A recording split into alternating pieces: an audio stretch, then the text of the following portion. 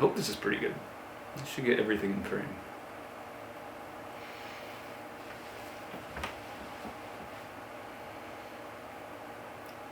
General thoughts on creating videos, especially videos of yourself talking. If you remember a while back when I had my every whoop activity, even just saying that out loud sounds so weird. If you were to look back at my every whoop activity days, I did probably the first half of the activities with a still picture and a written post. And it was parkour, if you were to remember, that was the first video and required me to kind of talk into the camera and create a story with the video instead of just having like a written and a still. And I think that was a really big turning point for not only the page itself but for me.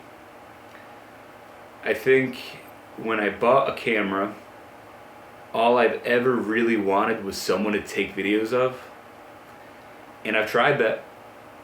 And it usually doesn't turn out too well. Not saying that it doesn't turn out too well for everybody or it's not possible. But I think when you're learning how to use something like a camera, and whether it be photography or videography, whatever it may be, it's usually best to do it yourself, if for no other reason than at least the reason that you now are the subject. You know what it feels like to be in front of the camera. And at the end of the day, if you have something to say, you have something to say. So what do I have to say with this video is there is some apprehension with a few friends of mine when it comes to creating video. And I think it's something that is not uncommon to feel, both in the process and the learning curve that it is to deal with a camera, to understand lighting, sound, and motion, at least having some type of knowledge about it. But also the fact that you are now in front of the camera, and especially if you plan on posting it, you are in front of the world, which is a scary place to be sometimes. At least in my mind, to be out there, to be present, is sometimes not the preferred place. So I don't think it's uncommon. I think if I were to talk to friends or even have someone talk about their experiences when it comes to being in front of the camera, everyone has that experience of not knowing what to say, not wanting to sound stupid, freezing up, whatever it may be, or just not getting it right. I think that's another big part about it, is the understanding now with a camera, any camera, you have the power to portray yourself in any light.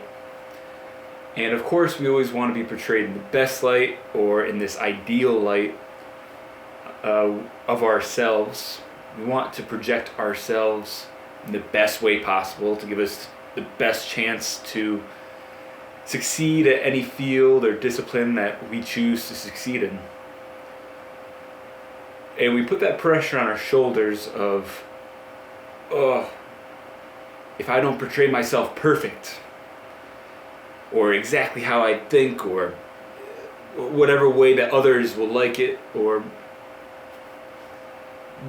finding yourself in that thought process of, I must portray myself perfectly, it really does hinder. Now I think there's a good 80% rule with any creative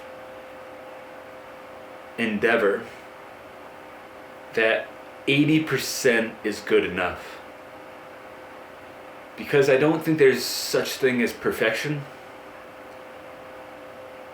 I think it was Michaelangelo. And he's painting the cathedral ceilings, basilica ceilings, carving men out of stone, things that are still seen to this day and revered to this day. And I think his last words were something along the lines of, I've let God down because I haven't created artwork good enough. He probably said it. He probably said it in some type of medieval Italian, Renaissance Italian, and probably much more eloquently than I just did. But 80% is good enough because there is no such thing as 100%. If Michaelangelo can't get to 100%, I don't know who could. And so somewhere between 99.99 and 0, you shouldn't be at 0, you shouldn't be not creating. But to find yourself at 99.99 is really unlikely. And only anything past 80, I think you start to hit real big hurdles that hinder your ability just to get things out there, to complete things, to plant those seeds, and to say, you know what, if anything else, it's a learning experience. And if I love it, at least if I love 80% of it, then it's worth me bringing it to life, which of course I think is bringing it to life is the sharing it with the world, is the showing it to others. And I think understanding that 80% rule, having that in the back of your mind when you are creating, is super important, and at the end of the day helps you consistently creating, consistently getting the feedback loop of inspiration, working over and over again, of course the actual process of creating something, probably some editing, and then some, okay world, here it is. Hopefully you get some feedback, whether it just be from yourself, whether it be from friends, strangers, that encourage you to keep going. Or maybe there's someone that's even like, this is the worst stuff I've ever seen, and that gives you more fuel, more juice, whether that's like this person doesn't know what they're talking about, or this person hasn't seen anything yet, like this is just the beginning. But getting into that feedback loop is super important, and when we don't just accept 80%, we don't find ourselves in that loop, and we lose that momentum, and we kind of come to a grinding halt. Now, 80% I think is fluid over time, because your 80% gets better and better the more you create, right? Maybe you have a higher ceiling now that you understand more about light, or better paint strokes, or more concise writing. So now your ceiling's a bit higher, so now your 80% kind of moves up that line. That's a fun place to be, and I think when you start really seeing those type of results, that only adds more fuel to the fire, and hitting that 80% again, over and over again, puts yourself in that type of zone of just enjoying that process, not putting the pressure on yourself and your work to be something that you have no control over, and that it has no control over. And it's cool to share stuff with people. I think that's an overlooked and misunderstood aspect of creating something. Sharing something with someone is the alchemy of life, right? That's materializing something into more than just an idea, or even just something that you can see, and it's something that now you can share with the world. And I think it gets a bad rep because people often say, you know, we don't need to know this, or we didn't need to see that, or this is no good, or you know, the world could have done without this. I feel like that's all BS. All BS. It overlooks the artist's relationship with the work itself, and again, that process, that creation, that feedback loop. And at the end of the day, you know, people are out here consuming, creating, doing things that have already been done. And when you're a creator, when you're an artist, and you have these ideas in your mind and you bring them to life, from inspiration to fruition to sharing, you have created something yourself, something that no one else has ever created. And yeah, it might not be for everyone. It might not even be who you want it to be for. But at the end of the day, the right people find it. Because the right people, that's what they're looking for, whether they know it or not. But when they see it, they know, right? Oh man, this work really speaks to me, or these words really resonate with my heart. And those type of people are the people that you're creating that work and hoping that your work finds. The work can never find those people unless you put it out there. So that's my general thought on 80%. Other hurdles with video.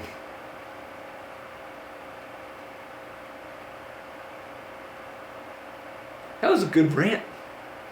That was a good little fireside rant. This is fun. I'm having fun. What else? About specifically the hurdles of creating video.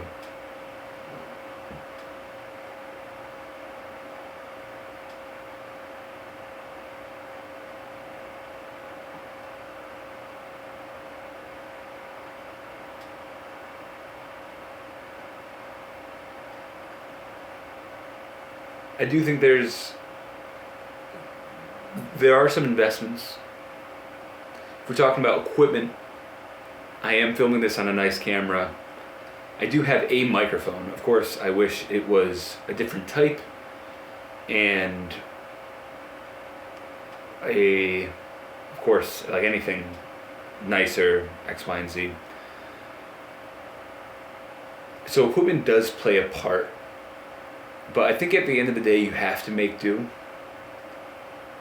Again, if we're looking at 80% when it comes to like a final product, but also 80% of, is your equipment 80% good enough? And most of the time the answer is yes. Because I would say probably the iPhone camera is good enough. There are people on TikTok making videos just point and shoot, and doing a heck of a job at it, because either they're learning how to talk to a camera, or they're recognizing and telling a good story, or they just have a really great way of interacting with people and creating engaging content. And those type of skills you learn just from getting your reps in, just from writing, from thinking, from working with others, getting inspiration, collaborating with others. That doesn't come from your equipment. And so I think if you're 90% of the world that has some type of iPhone or Android or Google phone, you're probably 80% of the way there, right? You're one lamp and maybe a $50 microphone, $100 microphone away from being able to create videos, content, whatever you may think, that you would be like, okay, this is where I'm at right now. This is my 80%. And of course, you hope over time as you improve, you find, whether it be just random ways of getting access to video programs, software programs, better cameras, better lighting, better microphones, better equipment things. Those kind of end up finding you. Crazy enough, I've had a few times in my life where it's been like just these little things along the way, right? Like memory cards, card readers, iPads. People have things, they don't know what to do with them, and they love supporting people that are willing to put themselves out there. And when you're willing to put yourself out there, you're more likely to find those type of people that are willing to help people like you. So it exponentially increases your chance to have those type of things find you. So yeah, I guess if you have the money and if you have the time to kind of learn the basics about video camera, whatever it may be, then maybe a worthwhile investment. But man, everyone I've talked to, I talked to a lot of people, had a lot of conversations.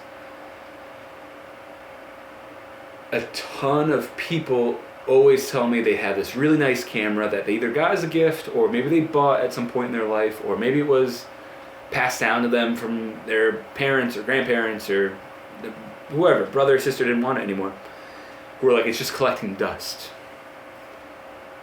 right?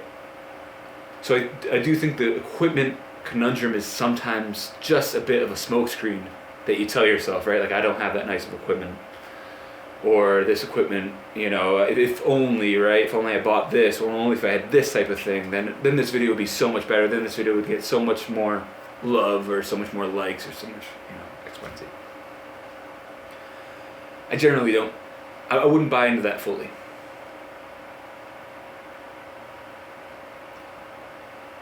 Now, putting yourself... Okay, so we've gone over a bit of maybe some initial fears of putting yourself in front of the camera. Of the 80% mentality when you create any type of work, specifically video work. And the equipment issue, right? I think those are three really, really big issues that we have, that I've experienced, that talking to others, they've experienced at least in one form or the other, or their discipline may not be video, but something along the same lines of creating.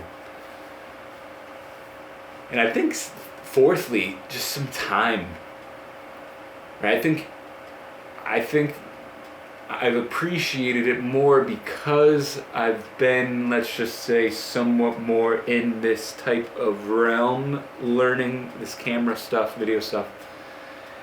And I've been doing it for about 2 years, two years and some change now. And man, sometimes things just need some time. And I think we put a lot of this pressure on ourselves of like, we could be studying, watching the YouTube videos, testing it out, like in this constant boom, boom, boom, boom, boom. And we don't allow the things just to marinate in our minds. It becomes more of a grind rather than a dance, right? And dancing you probably can't do for 24 hours straight. I know some people that could probably dance for 24 hours straight, but even they would probably get tired. You have to dance with your heart out on the floor. You have to just, with your heart on your sleeve. And then for a little bit you can kind of be like, all right, I just need to kind of marinate. I need to shower, right? I need to eat. I need to, do something else, go for a walk.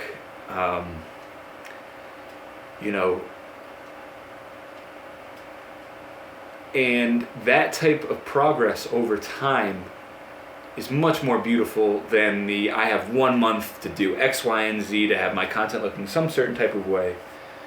And yeah, kind of like forcing it. And I don't think things like to be forced. They need to be danced. They need to be like a part of something that is fun. And half the reason why fun things are fun is because we also spend other time doing things that aren't as fun. So it's like, okay, yes, this is what's fun to me. And so time, marination, planting the seed, and just doing your part of watering it and putting good soil around it and allowing it just to kind of grow and don't touch it. Don't, just like the fire, sometimes I tell myself, right? Like, I don't know if it's going to go, it's like, it just needs some time. Speaking of that, I probably should. It's probably gotten to the point where I can get it just on a nice low flame. Time, marination, don't overlook that.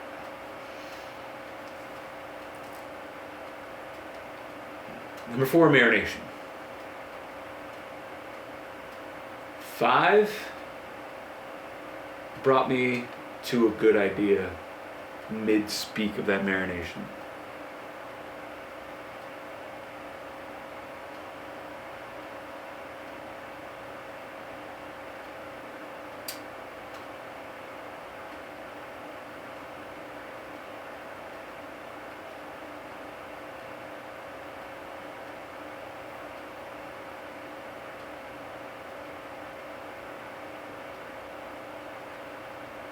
Remind me for episode 2, I'll have like a little notepad right here just so I can jot down what kind of hits my mind. I mean, this advice I always save usually for last, because I do think it's the most true advice and it's the most important advice that I have to constantly remind myself, especially when we're not feeling that great about things. Have fun. Talking about it as a dance, right? It's much more fun than talking about it. I wouldn't say as a grind, because there is a part, if you've ever worked out, if you've ever done a hard workout, I do CrossFit, so I think of Murph, right? It's not fun, but I look back on it and I know while I'm doing it, it fills my heart. So maybe the word fun isn't as... I think it could be fun, maybe has multiple nuanced meanings. But yeah, just doing things that fill your heart and not doing things that don't fill your heart.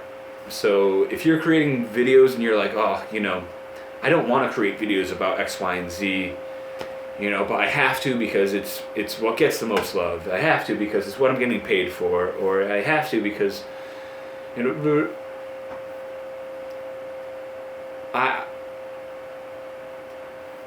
a few of those days in a row, because maybe life isn't always rainbows and butterflies, but a few of those days in a row, I would tell you to start thinking to yourself, okay, how do I change something up? Whether it be your own mentality, or whether it be the video that you're working on itself, or the project that you have at hand. The final rule and the most important rule to uphold yourself is is this filling your heart? Is this filling your soul? Is this something that you take pride in? Is this something that you can't wait to do, can't wait to share, can't wait to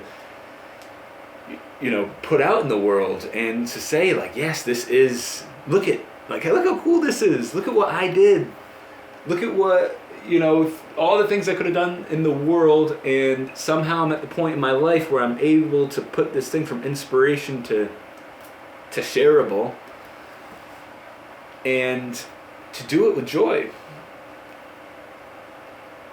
I think there's a bit of a conundrum where I can tell when I post something or share something when it's just kind of like I kind of had to do it, or, and it's never the same. It's never the same for me, it's never the same for the viewer as when it's like, ta-da, right? Look at how cool this is. Even it could be this. I made some stupid videos in the past. Stupid in a good way, right? Just in terms of simplicity or just lighthearted funniness. Those are the best videos. That's when it's just fun, lighthearted, easy. You do the work, you're doing the video, you're kind of maybe drawing some things up in your head, you're getting the shot, everything's flowing. You check the clock when you get there, it's 10 a.m. and then you leave and it's 4 p.m. and you're I don't even know where the day went. I was having so much, time no longer exists. Man, when you're in that state, that's when not only are you putting out the best work, you are living life almost the way that it should be lived, right? We all want to kind of be in those moments where the time just kind of melts away, that we are in that flow state when we are just laughing, when we are having fun. And that is the ideal spot to put yourself in. So having the mentality of having fun, filling your heart, like your work should be filling your heart. It's your responsibility to yourself to put you in those type of environments, to be putting you in those type of projects, to be putting you around those type of people that do that. I've worked, fortunately, with so many different people. All are great in their own certain ways. The projects were great in their own certain ways. My favorite projects, my favorite people are the ones that I laugh with, are the ones that I feel comfortable with, are the ones that I'm just myself around. And it's probably better sooner rather than later when you learn how to put yourself in those types of situations, how to kind of create that spark within yourself, but also look at the people, places, and things around you that could be hindering that type of thing, right? It's just as much you as it is the environment. And at the end of the day, even beyond the video making, even beyond whatever outcome comes of creating a cool video or creating a cool piece of art, whatever it may be, it's you. This is your time on Earth. This is your time in this moment. And to spend any more time than you have to, not just having an absolute blast, not just having so much fun, is something that I cannot recommend. If for some reason you ended up watching this whole thing, I planned on maybe doing like a minute and a half. Thank you for watching. I'm glad I was able to kind of hold on to your attention for longer than a 10-second reel or 10-second TikTok. And I hope to continue to make things like this. And I hope that maybe it gave you a different perspective, helps you along your journey, wherever that